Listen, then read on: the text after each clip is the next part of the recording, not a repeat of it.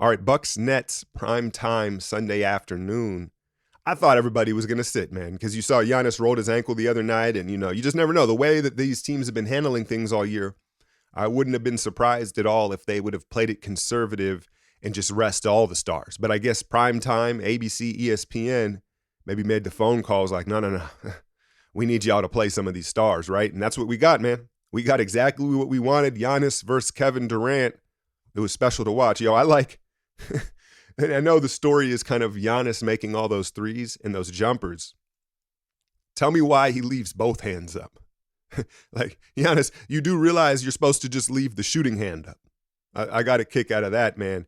But, big picture here, I still think it's fool's gold, man. And I think that ultimately, if we see a series here, you're going to see Giannis get suckered in to trying to match threes with KD and this Nets team.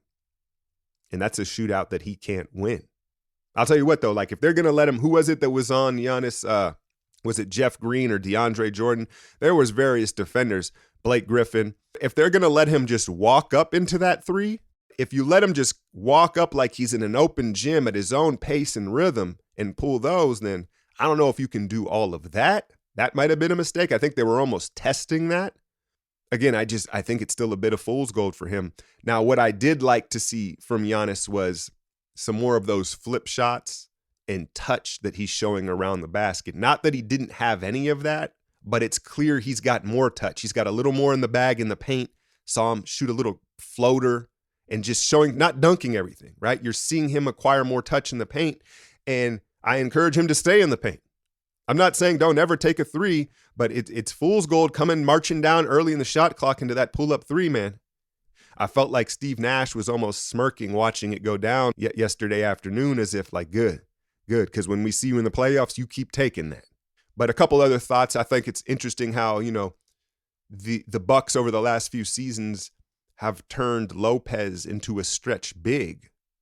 But in this matchup, they'll actually need him to kind of play big offensively, right? Take advantage of his size. He did defensively. What do you have, like 5 or 6 blocks yesterday? So he was a nice rim protector for them. I just think at times it'd be nice to go to the block and post him up. Not that he can't do it. That's what he did early in his career, but, that's kind of not his game anymore. For Brooklyn, I was impressed with Blake Griffin. He's giving them good minutes in that drive and kick roll off the bench, right? He's got that Ginobili-like show and go that's slow, but it works, right? And I'll tell you what, though, man, if you watch Blake Griffin when he hits the floor, because he gets real Grayson Allen-like down there. The difference is he's just a little slicker about it. He's very good. Blake's very good at acting like things were an accident. Dove at Giannis's knees late in that game. I think Blake's low-key dirty on the ground. Watch him. He's always tripping and getting tangled up with people, and then he looks up, what do you mean? What did I do? Type of stuff. And so, they let it fly yesterday, but I'll tell you what, if Blake's diving at Giannis's knees in a playoff series, I'm sending PJ in there to do what he do. You can't allow that. I know this is a different era, but keep an eye on Blake, man. There are some unwritten rules that I think Blake is breaking. So late in the game, it was back and forth. Giannis had 49. He was spectacular. And I think what you're seeing is right now in a vacuum individually, he is the superior player to Durant, and it's the physical aspect of it. He's so physically gifted in his prime. His motor, his endurance to attack all game is what gives him the edge as opposed to Durant's skill. You have to shoot Durant a little bit of bail. How much basketball has he played? He did very well matching baskets with Giannis throughout this game, and to the point where it's late, it's a close game. Holiday up 3, minute and a half on the clock. He misses both free throws, which gave the Nets an opportunity. What was interesting was Durant really carried the load offensively throughout the game, but late in the game, he yielded to Kyrie. Did you notice that? He yielded to Kyrie, and I don't blame him, right?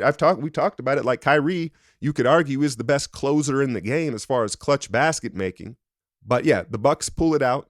I'm not going to draw too many conclusions from it. I just really hope that we get this series where everybody's healthy. There's just so many intriguing matchups. Drew Holiday, Kyrie Irving. Eventually, I'd love to see Giannis and KD have to guard each other. You saw PJ Tucker with the assignment on KD for most of the game, and I don't think PJ's as effective as he once was, say like in a Rockets uniform, because I think Durant is more comfortable with the physicality now. They're friends, they know each other, there's just no intimidation there. And so at some point, you'd love to see those two match up defensively, though I don't know if Durant physically could handle Giannis. He might just blow through him. Like the size discrepancy has grown.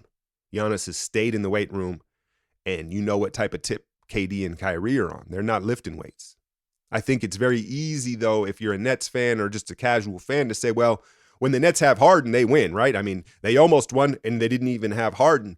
But that's not necessarily how this works, right? Because whenever you add a player like that to the mix, there's always a give and take. And that's not to say that Harden doesn't have a massive triple-double, hit 8 threes, and they win.